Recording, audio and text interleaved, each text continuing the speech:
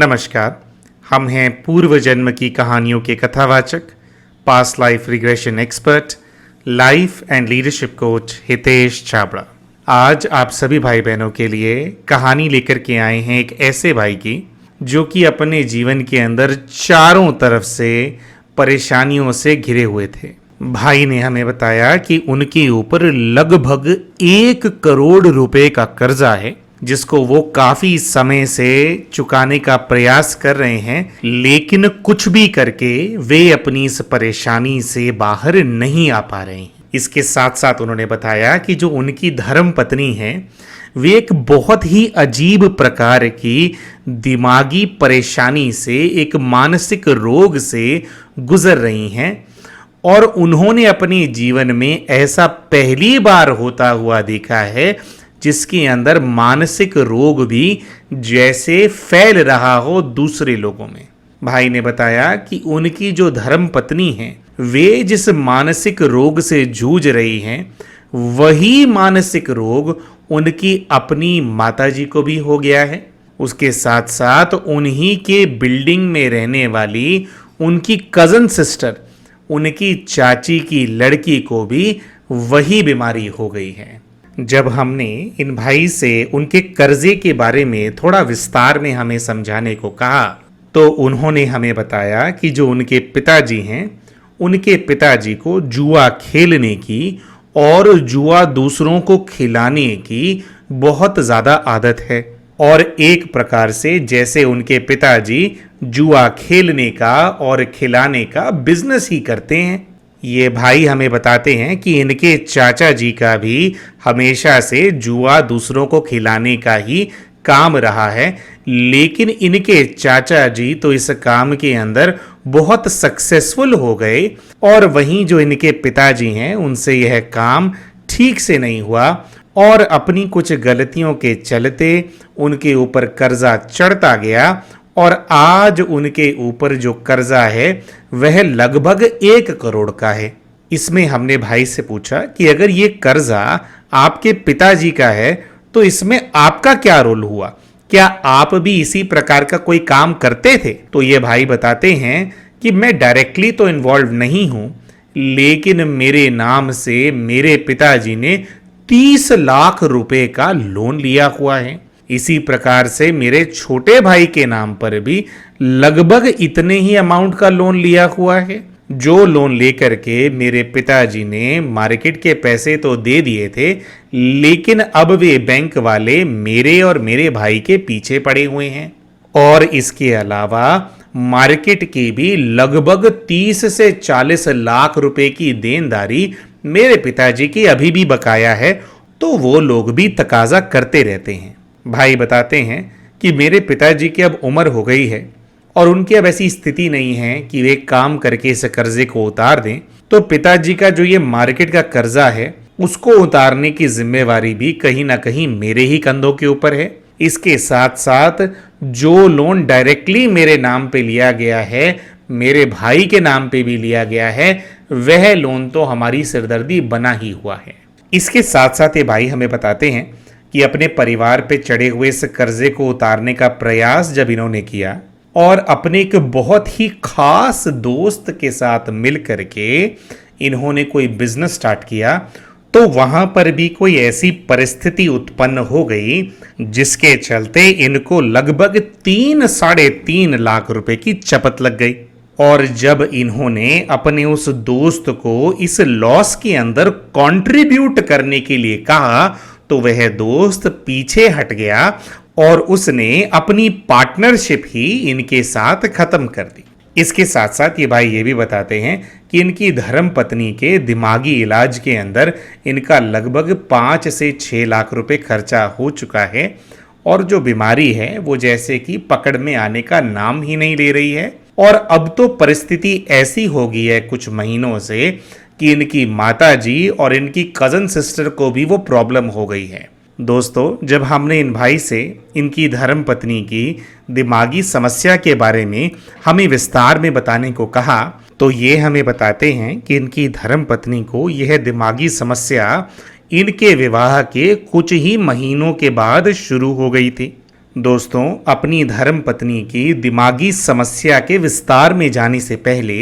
ये भाई अपनी धर्म पत्नी से इस जीवन में कैसे मिले थे उसका किस्सा भी ये हमारे साथ शेयर करते हैं। ये भाई ऐसा बताते हैं कि आज से लगभग 5 से 6 वर्ष पहले ये एक कंप्यूटर सेंटर चलाया करते थे और उस कंप्यूटर सेंटर से इनकी ठीक ठाक आमदनी भी हो जाया करती थी। ये भाई बताते हैं कि कंप्यूटर सेंटर के अंदर बहुत ज़्यादा स्टाफ तो नहीं था, क्योंकि इनके सेंटर में जिन भी सॉफ्टवेयर्स के ऊपर बच्चों को ट्रेनिंग दी जाती थी वह ट्रेनिंग भी ये खुद ही दिया करते थे। लेकिन लोगों की क्वेरीज को हैंडल करने के लिए इनको अपने दफ्तर में एक रिसेप्शनिस्ट की आवश्यकता थी और अपनी इसी रिक्वायरमेंट के चलते इन्होंने कई कन्याओं के इंटरव्यूज लिए थे और ऐसे ही एक इंटरव्यू के अंदर इनकी मुलाकात जो आज इनकी धर्म पत्नी है उनसे हो गई। ये भाई बताते हैं कि हालांकि इन्होंने उनको अपने पास नौकरी पर तो नहीं रखा था,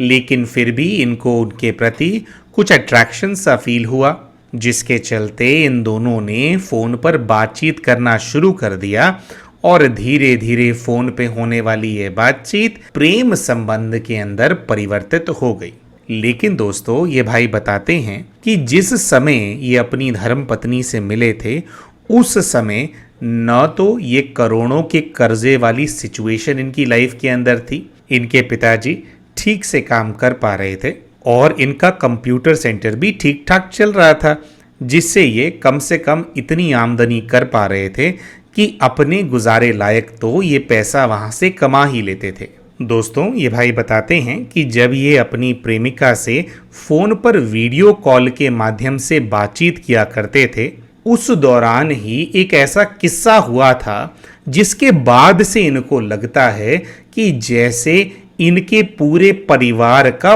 पतन होना ही शुरू हो गया। दोस्तों, यह बात उस समय की है जिस समय अपनी धर्म पत्नी से ये भाई विवाहित नहीं थे और ये दोनों प्रेम संबंध में थे और अपने प्रेम संबंध के चलते ये दोनों घंटों घंटों वीडियो कॉल पर एक दूसरे से बात किया करते थे। ये भाई बताते हैं कि ऐसे ही एक दिन इनकी प्रेमिका अपने घर के छत के दरवाजे के पास बैठ करके सीढ़ियों में इनसे बात कर रही थी और जिस समय वे इनसे बात कर रही होती हैं, इनको फोन पर एक औरत की जोर से चिल्लाने की आवाज सुनाई देती है, जो आवाज बहुत ज्यादा दर्दनाक थी। दोस्तों, अचंभे की बात तो यह होती है कि जो इनकी प्रेमिका होती हैं उनको अपने वहां कोई भी चीख सुनाई नहीं देती, लेकिन जिस समय इनको वीडियो कॉल पर आभास होता है कि उनके पीछे जहां इनकी प्रेमिका बैठी हैं कोई औरत जोर से दर्दनाक आवाज में चिल्लाई है, तो उस समय इनकी प्रेमिका को ऐसा आभास होता है कि जैसे कोई उनके पीछे आकर के बैठ गया है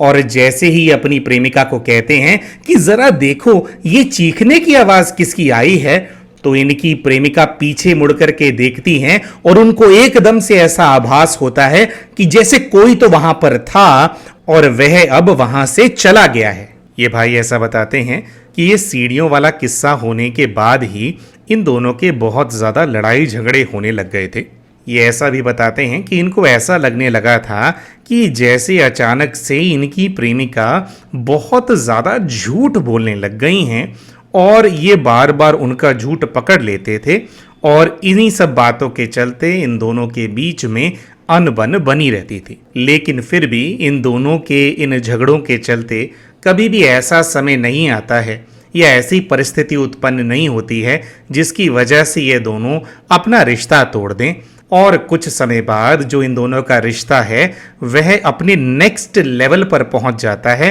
और ये दोनों विवाह करने का निर्णय ले लेते हैं और इन दोनों का जो विवाह है वह भी अच्छे से हो जाता है। दोस्तों, ये भाई ऐसा बताते हैं कि इनके विवाह को लगभग 2 या 3 महीने हो चुके थे और इनका विवाह हो जाने के बाद फिर से इनकी धर्म पत्नी के झूठ को लेकर के, उनकी झूठ बोलने वाली आदत की वजह से इन दोनों का एक बार फिर से बहुत ही भयंकर झगड़ा हो जाता है। अब समस्या यहाँ पर यह होती है कि इनकी धर्म पत्नी का झूठ इतना कच्चा होता है कि एक ही मिनट में कोई भी उसको पकड़ ले, लेकिन इनकी धर्म पत्नी को स्वीकार करने की बिल्कुल भी आदत नहीं होती है। और इसी के चलते इन दोनों का झगड़ा इतना ज़्यादा बढ़ जाता है कि ये अपनी धर्म पत्नी को स्कूटर पर बिठा करके उनकी माँ के घर ले जाते हैं और वहाँ छोड़ करके आ जाते हैं। और अपने ससुराल में भी वे सबको यही कहते हैं कि अगर ये ऐसे ही झूठ बोलती रहेगी तो इसकी और मेरी नहीं बनेगी, मेरी बस हो गई है, मैं इनके साथ अब नहीं रहना चाहता हूं। ऐसा कहकर अपनी धर्म पत्नी से झगड़ा करके ये उनको उनके मायके में छोड़ आते हैं। लेकिन दोस्तों, धर्म पत्नी को मायके में छोड़ने के 1 घंटे बाद ही इनकी सासू माँ का फोन इनके पास आता है और वे बताती हैं कि इनकी धर्म पत्नी कुछ बहुत ही अजीब तरीके से रिएक्ट कर रही हैं और इनको अर्जेंटली अपने घर बुलाती हैं। वे कहती हैं कि इसको किसी डॉक्टर के पास लेकर के जाना पड़ेगा, इसकी हरकतें देख करके मैं बहुत ज्यादा घबरा रही हूं। दोस्तों, अपनी सासू माँ की यह बात सुन करके हबड़ा तबड़ी में जब ये अपने ससुराल पहुंचते हैं तो ये देखते हैं कि इनकी धर्म पत्नी बेड पर लेटी हुई हैं और जोर से अपने दोनों दांतों को पीस रही हैं। ये उनसे कहते हैं कि तुम ऐसा क्यों कर रही हो, तो उनके चेहरे का भाव थोड़ा बदलता है और इनको ऐसा लगता है कि जैसे वे अपना मुंह खोलने की कोशिश कर रही हैं, लेकिन जैसे किसी अदृश्य शक्ति ने उनके मुंह को दबा रखा था और इनके दांतों को आपस में जोड़ रखा था। दोस्तों, इस दृश्य को देख करके ये भाई बहुत ज्यादा घबरा जाते हैं, लेकिन फिर भी अपनी धर्म पत्नी को इनको बचाना था, इसलिए ये अपनी हिम्मत जुटाते हैं और कैसे भी करके उनको नजदीकी अस्पताल में लेकर के जाते हैं। अस्पताल के अंदर इनकी धर्म पत्नी को बेहोशी की दवा देकर के डॉक्टर सुला देते हैं और कुछ दिन ट्रीटमेंट होने के बाद उनकी स्थिति नॉर्मल हो जाती है। वे नॉर्मल तरीके से बात करने लग जाती हैं और ये भाई अपना सारा गुस्सा थूक करके उनको अपने घर वापस ले आते हैं। दोस्तों, ये भाई बताते हैं कि जिस दिन से इनकी धर्म पत्नी घर वापस आती है,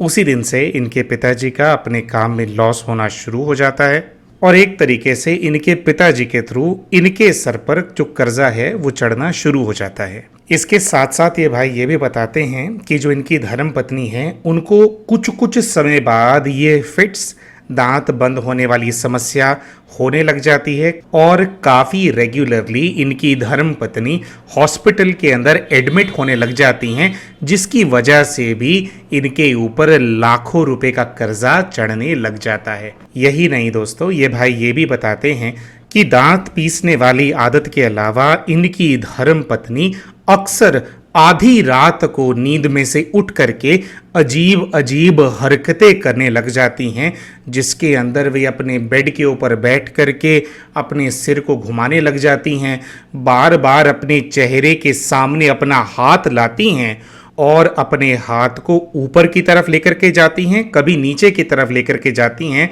और अपने आप को ऐसा करते हुए देखती रहती हैं, अपने हाथ की तरफ देखती रहती हैं, उस मूवमेंट को देखती रहती हैं, जैसे उनको विश्वास ही न हो रहा हो कि वे अपना हाथ हिला सकती हैं। दोस्तों, ये सब कुछ हो जाने के बाद भी ये भाई ऐसा ही सोच रहे होते हैं कि ये समस्या, ये परेशानी मानसिक है। इनकी धर्म पत्नी किसी ऐसे मानसिक रोग से ग्रसित हो गई हैं जिसको डॉक्टर्स ठीक से डायग्नोस नहीं कर पा रहे हैं। लेकिन दोस्तों, इनके और इनके पूरे परिवार के होश तब उड़ जाते हैं जब कुछ ही दिनों में इन भाई की माता जी भी यही हरकतें रात को करने लग जाती हैं और ऐसे ही दांत बंद होने वाली समस्या के चलते इनकी माता जी को भी हॉस्पिटल में एडमिट कराना पड़ता है। दोस्तों, जिस समय इनकी माता जी हॉस्पिटल के अंदर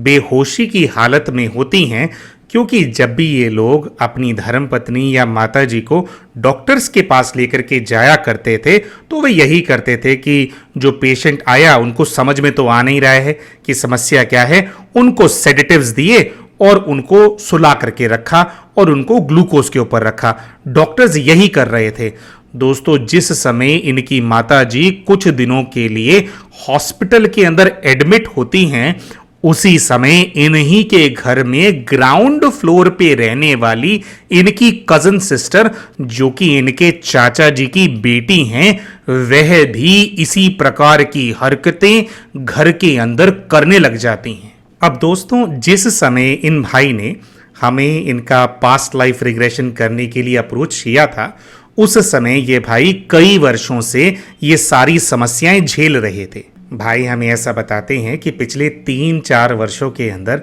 इन्होंने हर प्रकार का इलाज करा करके देख लिया है, तंत्र मंत्र भी करा करके देख लिया है, लेकिन जो इनके परिवार की स्थिति है, चाहे वह आर्थिक स्थिति हो, चाहे यह बीमारी हो, इसने जैसे इनके परिवार को पूरी तरह से जकड़ लिया है और ये इससे मुक्त नहीं हो पा रहे हैं। और इसीलिए इन भाई ने हमें अप्रोच किया। ये जानना चाहते थे कि कहीं ये जो सब कुछ इनके जीवन में हो रहा है, इसका संबंध इनके पूर्व जीवन के किसी कर्म से तो नहीं है। क्योंकि दोस्तों, परिस्थितियों की इन चौतरफी मारों से भाई पूरी तरह से थक चुके थे और उनको ऐसा महसूस हो रहा था कि शायद जब तक वे इस समस्या की जड़ में नहीं पहुंचेंगे, तब तक वे इसका निवारण नहीं कर पाएंगे। और दोस्तों, उनके इसी भाव के चलते वे हमें संपर्क करते हैं और हम इन भाई का पास्ट लाइफ रिग्रेशन करते हैं। और दोस्तों, इन भाई के पास्ट लाइफ रिग्रेशन के दौरान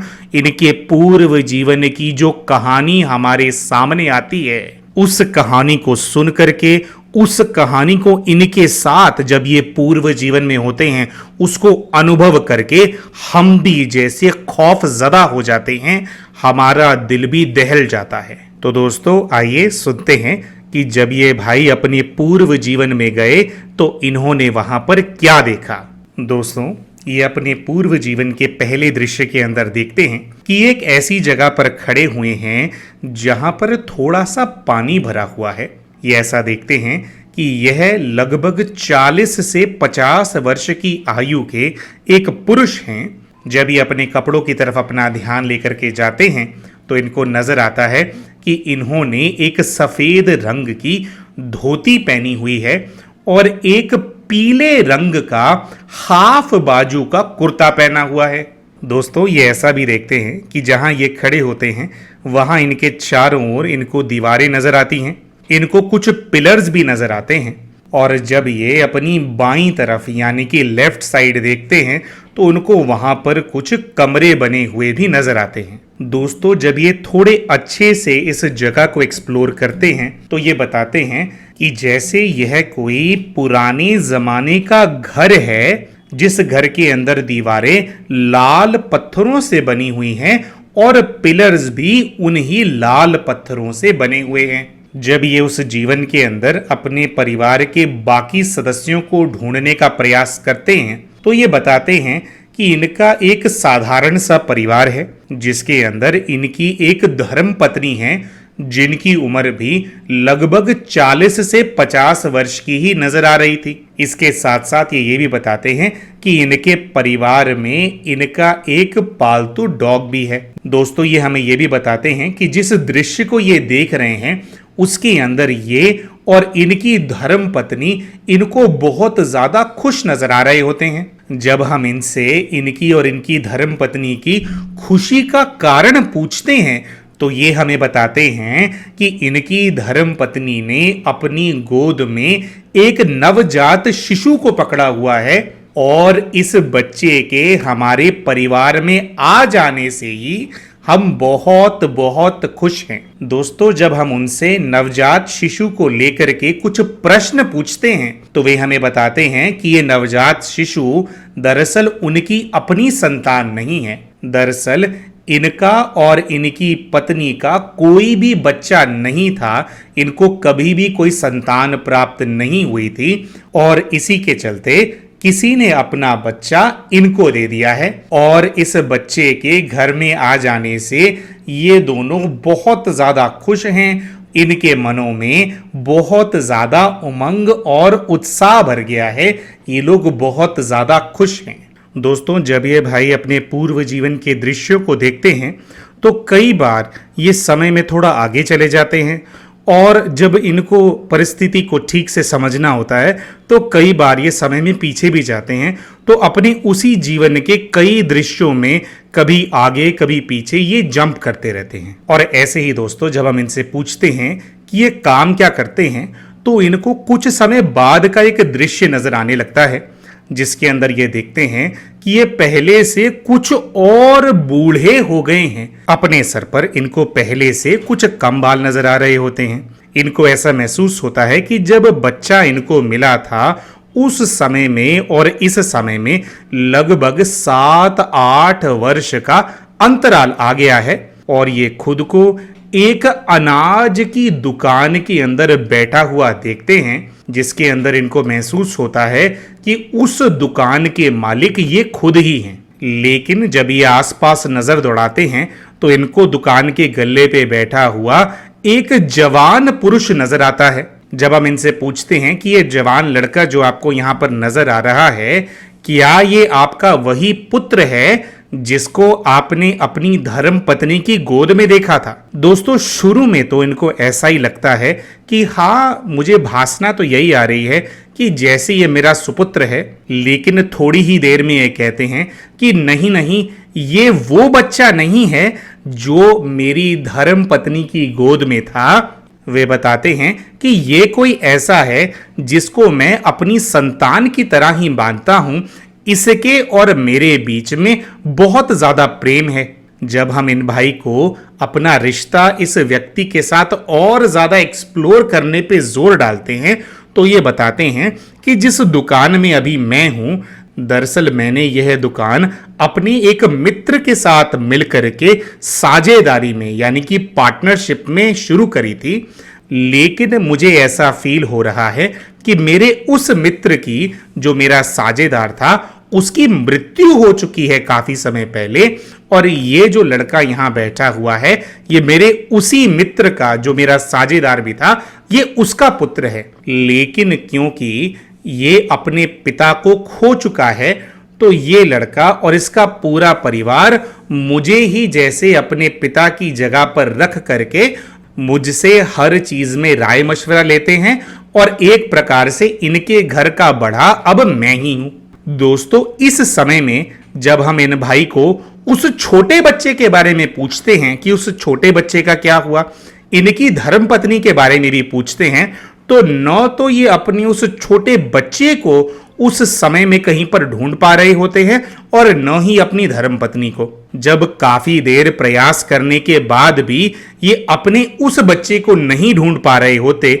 जो कि इनकी धर्मपत्नी की गोद में था और अपनी धर्मपत्नी को भी नहीं ढूंढ पा रहे होते, तो हम इनको उस लड़के के ऊपर अपना ध्यान पूरी तरह से केंद्रित करने के लिए कहते हैं जो कि उनका पार्टनर था। और इनको यह भी कहते हैं कि उस व्यक्ति का जो परिवार है उसको भी आप जाकर के थोड़ा एक्सप्लोर करो, देखो उनसे आपका कैसा रिश्ता है। दोस्तों, इनको अगले ही दृश्य के अंदर ऐसा नजर आता है कि जिस दुकान के अंदर बैठ करके ये और वो लड़का व्यापार कर रहे थे, उस ही दुकान को लग करके अंदर एक मकान बना हुआ है जिस मकान के अंदर उस लड़के का परिवार रहता है। ये ऐसा देखते हैं कि दुकान से ही लगा हुआ एक रास्ता है जिसका इस्तेमाल करके ये घर के अंदर प्रवेश कर जाते हैं। उस घर के अंदर उनको उस लड़के की धर्मपत्नी नजर आती है जो कि इनको बहुत ही सम्मान से घर के अंदर आने के लिए आमंत्रित करती है। उसके साथ साथ इनको उस घर के अंदर 2 बच्चे भी नजर आते हैं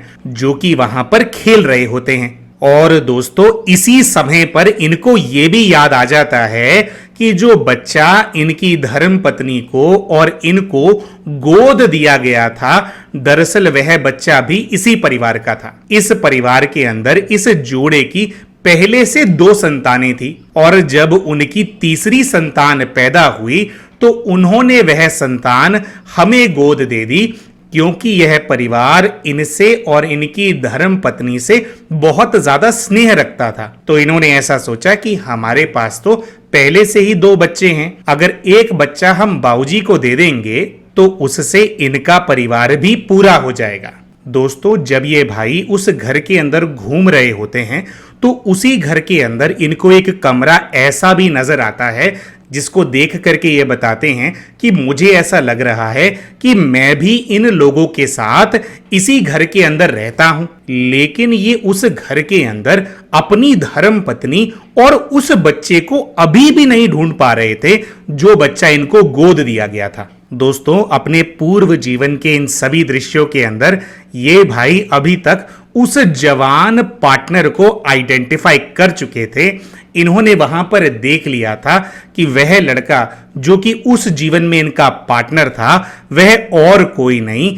बल्कि इस जीवन के इनके पिताजी ही हैं, जिनके साथ इनका आज भी उसी प्रकार का स्नेह है जिस प्रकार का स्नेह ये उस व्यक्ति से उस जीवन के अंदर महसूस कर रहे थे। दोस्तों, जब ये अपने पार्टनर को अपने इस जन्म के पिताजी के रूप में आइडेंटिफाई कर लेते हैं तो हम इनसे पूछते हैं कि आप देखिए, उस जीवन में आपने क्या अपने पार्टनर से कोई धोखेबाजी की थी, क्या कुछ गलती की थी जिसकी वजह से उसका भी नुकसान हो गया हो? शायद इसी कारण आपके पिताजी की वजह से आपके ऊपर इतना ज्यादा कर्जा चढ़ गया है। दोस्तों, जैसे ही हम इनसे यह बात कहते हैं इनको ऐसा नजर आता है कि जैसे ये अपने उस पार्टनर के साथ झगड़ा कर रहे हैं, कोई बहुत ज्यादा बहस हो रही है इनके और इनके पार्टनर के बीच। और ये ऐसा बताते हैं कि इसी बहस के चलते इन दोनों के बीच में जैसे हाथापाई सी हो जाती है और वह पार्टनर इनको गलती से धक्का दे देता है।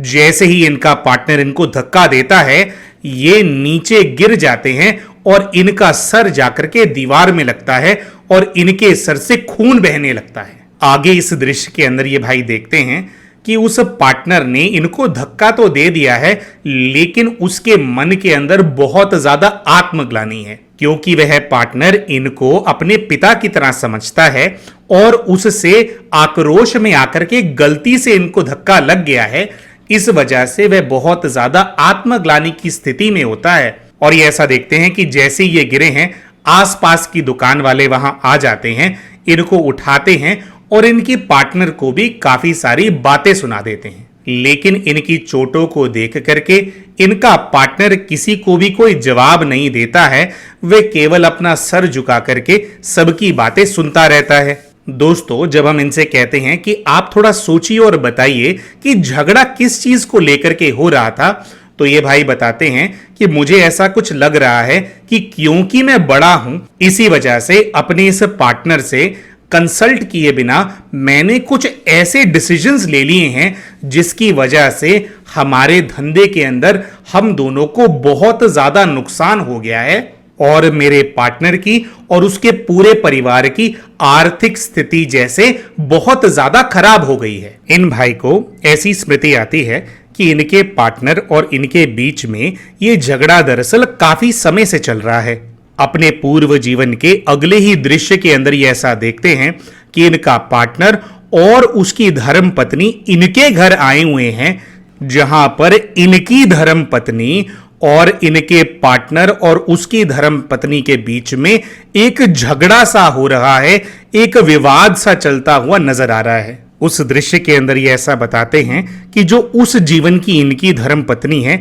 वो बहुत ज्यादा वायलेंटली बिहेव कर रही हैं और अगले ही दृश्य के अंदर ये ऐसा देखते हैं कि इनकी धर्म पत्नी ने अपने हाथ में एक चाकू उठा लिया है और वे ऐसा कह रही हैं कि मैं इन दोनों को जिंदा नहीं छोड़ूंगी। और इनकी धर्म पत्नी इनके पार्टनर और उनकी पत्नी को मारने के लिए उनके पीछे दौड़ती हैं। अब ऐसे में ये अपनी धर्म पत्नी को घर की किचन के अंदर लॉक कर देते हैं और ये अपने पार्टनर को और उनकी धर्म पत्नी को वहां से जाने के लिए कह रहे होते हैं। जब हम इन भाई से कहते हैं कि ये प्रयास करें और पता लगाने की कोशिश करें कि ये जो विवाद घर के अंदर हो रहा है इसका कारण क्या है, क्योंकि इनका पार्टनर और उनकी धर्म पत्नी तो इन लोगों का बहुत ज्यादा सम्मान करती थी, बहुत ज्यादा स्नेह था दोनों परिवारों के बीच में, तो ये भाई जब थोड़ा ध्यान से सोचते हैं तो इनको एक स्मृति आती है और ये बताते हैं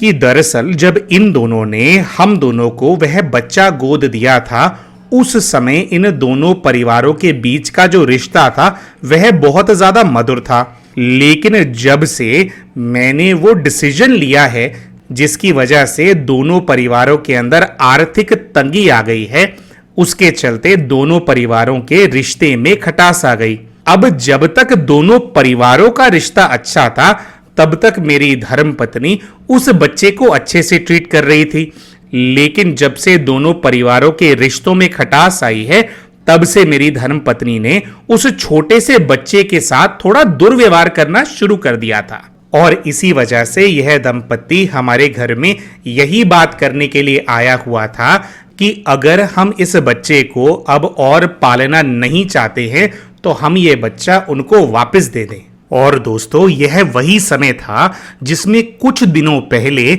इनका और इनके पार्टनर का झगड़ा हुआ था और इनके पार्टनर ने इनको धक्का दे दिया था, जिसकी वजह से इनके सर में चोट लग गई थी। दोस्तों, इनके सर में लगी हुई इस चोट का बदला इनकी धर्मपत्नी लेना चाहती थी। अंदर ही अंदर उनके मन में क्रोध की ज्वाला धधक रही थी। वे इनके पार्टनर को सबक सिखाना चाहती थी और इसी वजह से जब वे इनके घर में बच्चा वापस मांगने के लिए आए तो इनकी धर्मपत्नी जरूरत से ज्यादा वायलेंट हो गई और उसने इनके पार्टनर और उसकी धर्मपत्नी को मारने का भी प्रयास किया। अब दोस्तों, अभी जो ये भाई दृश्य देख रहे होते हैं उसके अंदर इनको कुछ उसी प्रकार की चीखें सुनाई देने लग जाती हैं जिस प्रकार की चीख इन्होंने इस जीवन के अंदर उस समय सुनी थी जिस समय इनकी धर्मपत्नी से इनका विवाह नहीं हुआ था। वे केवल इनकी प्रेमिका थी। इनकी प्रेमिका अपने घर के छत के दरवाजे के पास सीढ़ियों में बैठी हुई थी और उसको अनुभूति हुई थी, उसको एहसास हुआ था कि कोई तो उसके पीछे आकर के बैठा है। और जैसे ही इनको चीख सुनाई दी थी और इन्होंने उनको देखने के लिए कहा था, जैसे ही वो पलटी थी, जो कोई भी उनके पीछे आकर के बैठा था, जैसे वो अदृश्य चीज वहां से चली गई थी। दोस्तों, अपने पूर्व जीवन के दृश्य में जब ये वापस दौड़ करके अपने घर के अंदर जाते हैं तो ये ऐसा पाते हैं कि अपनी जिस धर्म पत्नी को इन्होंने किचन के अंदर बंद कर दिया था ताकि वे इनके पार्टनर और उसकी धर्म पत्नी को नुकसान ना पहुंचा सके, उस धर्म पत्नी ने उस ही चाकू से, जिस चाकू से वे उनको मारने का प्रयास कर रही थी, उसने क्रोध में आकर के अपने दोनों हाथों की नसें काट ली थी और उस ही चाकू का इस्तेमाल करके अपनी ही गर्दन पे एक बहुत गहरा घाव भी बना लिया था। वह अंदर से ही चीख चिल्ला रही थी कि मैं इनके पूरे खानदान को खत्म कर दूंगी और अगर तुमने मुझे ऐसा करने नहीं दिया तो मैं अपनी जान ले लूंगी। दोस्तों, अगले ही दृश्य के अंदर ये ऐसा देखते हैं कि जैसे ये किचन के बाहर से ही उनको कन्विंस करने का प्रयास कर रहे हैं, उनका गुस्सा शांत कराने का प्रयास ये बाहर से ही कर रहे होते हैं, लेकिन इनकी धर्म पत्नी का गुस्सा जैसे 7वें आसमान पर पहुंचा हुआ होता है और इनके देखते ही देखते वह अपने ऊपर मिट्टी का तेल छिड़क करके, केरोसिन ऑयल छिड़क करके खुद को आग लगा लेती हैं। दोस्तों, जितनी देर के अंदर ये उस बंद किचन का ताला खोल करके किचन के अंदर प्रवेश करते हैं अपनी पत्नी को बचाने के लिए, इनकी पत्नी बुरी तरह से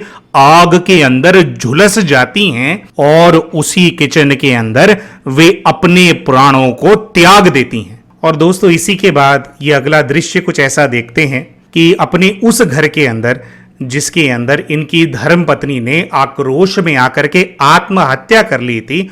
उस घर के अंदर इनका रहना बहुत मुश्किल हो जाता है। ये बहुत ज्यादा डिप्रेशन, बहुत ज्यादा दुख के अंदर डूब जाते हैं। इसी वजह से अपने उस घर को छोड़ करके ये अपने बच्चे के साथ, अपने पार्टनर के परिवार के साथ उनके घर के अंदर रहने लग जाते हैं। दोस्तों, जब ये अपना घर छोड़ करके अपने पार्टनर के घर में अपने उस बच्चे के साथ रहने लग जाते हैं जिसको दरअसल उस पार्टनर ने ही इनको गोद दिया था,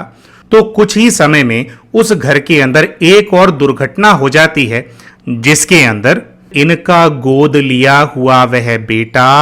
घर की छत से नीचे गिर जाता है और उसकी मृत्यु हो जाती है। और उस घर के अंदर जैसे अकस्मात मृत्यु का एक सिलसिला सा शुरू हो जाता है, क्योंकि अगले ही दृश्य के अंदर ये ऐसा देखते हैं कि जैसे ये किसी नहर के पास खड़े हुए थे और जब ये वहां पर खड़े होते हैं तो एक भयानक सा चेहरा जैसे अचानक से इनके सामने आ जाता है और घबरा करके ये उस नहर के अंदर गिर जाते हैं। जिस समय दोस्तों इनके साथ यह दुर्घटना होती है, उस समय नहर के अंदर पानी का बहाव बहुत ज्यादा तेज होता है और ये अपने आप को उस समय वृद्धावस्था के अंदर देख रहे होते हैं। भाई उस दृश्य के अंदर जाकर के हमें बताते हैं कि मैं पानी के अंदर बहुत ज्यादा हाथ पैर मारने का प्रयास कर रहा हूं, लेकिन मुझे ऐसा महसूस हो रहा है कि जैसे मेरे पूरे शरीर की शक्ति खत्म हो गई है और अब मैं और ज्यादा हाथ पैर चला नहीं पा रहा हूं और मैं ऊपर नहीं आ पा रहा हूं। ऐसे ही ये खुद को थोड़ी देर स्ट्रगल करता हुआ देखते हैं, लेकिन कुछ ही देर के अंदर इनका शरीर सुन्न पड़ जाता है और ये भाई ऐसा देखते हैं कि उस नहर के अंदर ये मृत्यु को प्राप्त हो जाते हैं। दोस्तों, इनके पूर्व जीवन के उस मृत्यु के दृश्य को देख लेने के बाद हम इनको इनके स्पिरिचुअल गाइड के पास दोबारा से भेज देते हैं। जब ये भाई अपने स्पिरिचुअल गाइड के पास पहुंचते हैं तो उनके स्पिरिचुअल गाइड इनको कई सारी बातें एक्सप्लेन करते हैं। वे इनको ऐसा बताते हैं कि इनकी उस जीवन की धर्म पत्नी ने सब लोगों को नुकसान करने के भाव के साथ, सब लोगों की हत्या करने के भाव के साथ अपने प्राणों को त्यागा था, जिसकी वजह से मृत होते ही वे प्रेत बन करके इन सभी लोगों के आसपास भटकने लग गई थी। और इनकी उस जीवन की धर्म पत्नी ने ही प्रेत बन करके इनके गोद लिए हुए बच्चे को छत से नीचे गिराया था। और जब ये नहर के पास खड़े हुए थे जिसके अंदर बहुत ही तेज बहाव से पानी बह रहा था, उस समय भी इन्हीं की धर्म पत्नी ने इनके सामने अचानक आकर के इनको नहर के अंदर गिरा दिया था, जिससे इनके प्राण चले गए थे। वे ये भी बताते हैं कि इनके प्राण चले जाने के बाद उस प्रेत आत्मा ने इनके पार्टनर और उनके बाकी के परिवार को भी पूरा जीवन भर काफी परेशान किया था। दोस्तों, जिस समय ये भाई अपने स्पिरिचुअल गाइड के साथ होते हैं, उस समय अपने पूर्व जीवन के इन सभी लोगों को ये भाई अपने इस जीवन के अंदर आइडेंटिफाई कर लेते हैं। अपने पार्टनर को तो ये पहले ही अपने इस जीवन के पिता के रूप में आइडेंटिफाई कर चुके थे, जिन्होंने इतना सारा कर्जा इनके सर पे चढ़ा दिया था। इसके साथ साथ उस जीवन में जो इनके पार्टनर की धर्म पत्नी थी, जिसको भी इनके एक गलत निर्णय की वजह से बहुत ज्यादा आर्थिक तंगी झेलनी पड़ी थी, वह पार्टनर की धर्म पत्नी और कोई नहीं बल्कि इनका वही मित्र था जिसके साथ मिलकर के इन्होंने बिजनेस शुरू किया था और इनको लाखों की चपत लग गई थी, जिसके बाद इनके दोस्त ने अपने हाथ पीछे खींच लिए थे और इस जीवन के अंदर सारे नुकसान का ठीकरा इन्हीं के सर पे फोड़ दिया था। इसके साथ साथ दोस्तों, उस जीवन में जिस बच्चे को इन्होंने गोद लिया था, उस बच्चे को ये अपने इस जीवन के अंदर अपनी प्रेमिका रह चुकी अपनी अभी की धर्म पत्नी के रूप में आइडेंटिफाई कर लेते हैं, जो कि दिमागी तौर से बीमार चल रही हैं। इसके साथ साथ अपनी माताजी को और अपनी चाची की लड़की को भी ये उन दोनों बच्चों के रूप में आइडेंटिफाई कर लेते हैं, जो कि इनके पार्टनर और उनकी धर्म पत्नी के बच्चे थे। दोस्तों, जब ये भाई अपने स्पिरिचुअल गाइड के पास बैठे होते हैं तो इनको ऐसी महसूसता भी आती है कि जो उस जीवन का इनका गोद लिया हुआ बच्चा था और उनकी वह जो धर्म पत्नी थी, जो कि बाद में अपने गुस्से के चलते प्रेत बन गई थी, उन दोनों का कई जन्मों का कोई बहुत गहरा और कड़ा कार्मिक अकाउंट चलता आ रहा है। दोस्तों, इनके स्पिरिचुअल गाइड इनको यह भी बताते हैं कि उस प्रेत आत्मा ने अभी भी इनकी इस जीवन की धर्म पत्नी का पीछा नहीं छोड़ा है। ये जो सारी समस्याएं इनके घर के अंदर उत्पन्न हुई हैं, उसका कारण वही प्रेत आत्मा है जिसने इनके पूर्व जीवन के अंदर अपने प्राण ले लिए थे। उस प्रेत आत्मा का गुस्सा अभी भी शांत नहीं हुआ है और वह आज भी भटक रही है, और जिन लोगों के ऊपर उसका गुस्सा है वह आज भी उन सभी लोगों को नुकसान पहुंचाने का प्रयास कर रही है। दोस्तों, अपने स्पिरिचुअल गाइड के पास ये एक और देव आत्मा को अपने पास आता हुआ देखते हैं, जो कि आकर के इनके सर के ऊपर हाथ रख देते हैं और इनको ऐसा महसूस होता है कि जो भी नेगेटिविटी इनके अंदर भर गई थी, जो भी सेल्फ कॉन्फिडेंस इन्होंने लूज कर लिया था, वह सब कुछ ठीक होता जा रहा है। इनको ऐसा महसूस होता है कि जैसे ये पॉजिटिविटी से भरते जा रहे हैं और इनका जो सेल्फ कॉन्फिडेंस है वह इंक्रीज होता जा रहा है। और दोस्तों, इसी दौरान इनके स्पिरिचुअल गाइड और वे दूसरी देव आत्मा इनको गाइडेंस भी देते हैं कि कैसे इनको और इनके पूरे परिवार को कई दिनों तक संगठित योग करके उस प्रेत आत्मा को शांत करना है और उससे पूरे परिवार को कैसे अपना बंधन तोड़ लेना है। दोस्तों, अपने स्पिरिचुअल गाइड से ये सारी गाइडेंस प्राप्त करने के बाद ये भाई वापस आ जाते हैं और अपने ट्रांस के अंदर से ये बाहर आ जाते हैं। दोस्तों, इन भाई ने अपने ट्रांस से बाहर आकर के हमें बताया कि इनके पूरे सेशन के दौरान इनको ऐसा महसूस हो रहा था कि जैसे इनके चारों तरफ एक बहुत ही शक्तिशाली कवच पैदा हो गया था और कोई ऐसी शक्ति थी जो कि बार बार इनको रिग्रेशन की एक्टिविटी से बाहर निकालने का प्रयास कर रही थी, इनको उठाने का प्रयास कर रही थी, लेकिन उस कवच की वजह से वह अंदर नहीं आ पा रही थी। लेकिन अपने पूरे रिग्रेशन के दौरान इन्होंने उस एंटिटी को अपने आसपास घूमता हुआ ही महसूस किया। दोस्तों, हम आशा करते हैं कि आज की यह पास्ट लाइफ रिग्रेशन की स्टोरी आपको पसंद आई होगी। अगर आपको यह स्टोरी पसंद आई तो इस वीडियो को आप लाइक जरूर करें। चैनल अभी तक सब्सक्राइब नहीं किया तो चैनल को सब्सक्राइब भी जरूर करें। कमेंट करके हमें बताएं कि हमारी आज की इस स्टोरी के अंदर आपको क्या पसंद आया। दोस्तों, अगर आप हमारे द्वारा कंडक्ट किए जाने वाले सेशंस का अपडेट हमसे रेगुलरली प्राप्त करना चाहते हैं तो हमारे इसी वीडियो के डिस्क्रिप्शन में दिए हुए हमारे टेलीग्राम या व्हाट्सएप ग्रुप के लिंक का इस्तेमाल करके आप हमारे साथ जुड़ सकते हैं। दोस्तों, हमारे इन ग्रुप्स को हम पर्सनली मैनेज करते हैं और अपने सेशंस के बारे में हम रेगुलरली अपडेट्स इन ग्रुप्स के ऊपर पोस्ट करते रहते हैं। दोस्तों, अगर हमारी सेवाओं का लाभ उठाने के लिए आप हमसे पर्सनली कांटेक्ट करना चाहते हैं तो हमारी इसी वीडियो के डिस्क्रिप्शन के अंदर हम अपना व्हाट्सएप का नंबर भी आप लोगों से शेयर कर रहे हैं। उस नंबर का इस्तेमाल करके आप हमें व्हाट्सएप के ऊपर मैसेज भी भेज सकते हैं। हमसे और हमारे चैनल से जुड़े रहने के लिए आप सभी का बहुत बहुत धन्यवाद।